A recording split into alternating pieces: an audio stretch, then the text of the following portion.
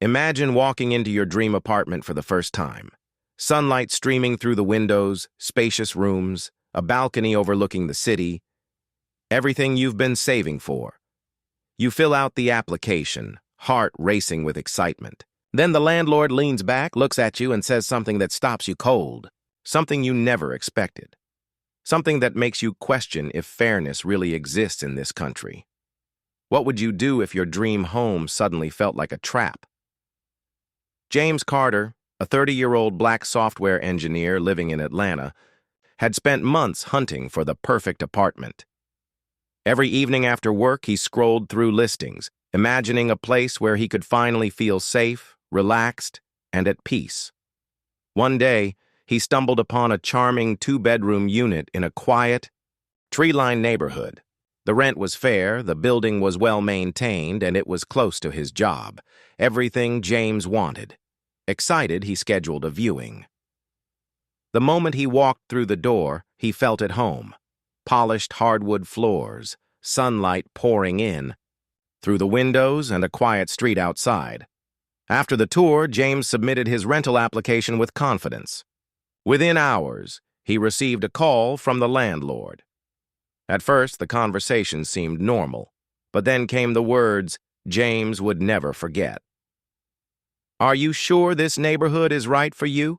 People around here, they don't usually like your kind." Shock, anger, confusion. James froze. This wasn't about his income, references, or rental history.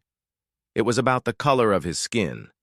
Suddenly, the apartment he had dreamed of felt like a place he might never belong.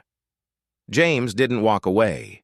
He stayed calm, explaining his stable income, excellent credit score, and impeccable rental history. The landlord, however, continued to make excuses, citing vague community preferences. Frustrated, James documented everything. Screenshots, recordings, emails. Every interaction became evidence. But he didn't stop there. He shared his story on social media, hoping to warn others and expose this hidden bias. Within hours, the post went viral. Local activists, neighbors, and friends expressed outrage. Comments poured in, support, disbelief, and anger at a system that allowed this to happen. Legal experts began weighing in. Under the Fair Housing Act, it's illegal to deny housing based on race or ethnicity. James realized his fight wasn't just about a single apartment. It was about challenging a system that hides prejudice behind polite words and rules. Community leaders reached out. Local news crews called. James's story became a rallying cry for fair housing rights. The incident exposed a harsh truth.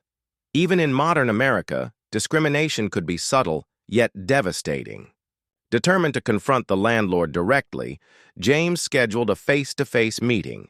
He recorded the conversation, capturing every hesitation, excuse, and biased remark. Standing in front of the landlord, James remained calm but firm. "I meet all legal requirements, I have excellent references, and I am fully capable of renting this apartment. Your personal bias has no place here." The landlord stumbled, searching for words. James's courage and clarity left him speechless.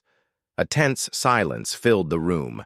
Nearby neighbors who had learned of the confrontation watched quietly, inspired by James's determination to fight injustice without losing his composure. Within days, James reported the landlord to the fair housing authorities. The investigation was swift. Meanwhile, multiple apartment offers poured in from other landlords, many apologizing for the discriminatory treatment he had faced.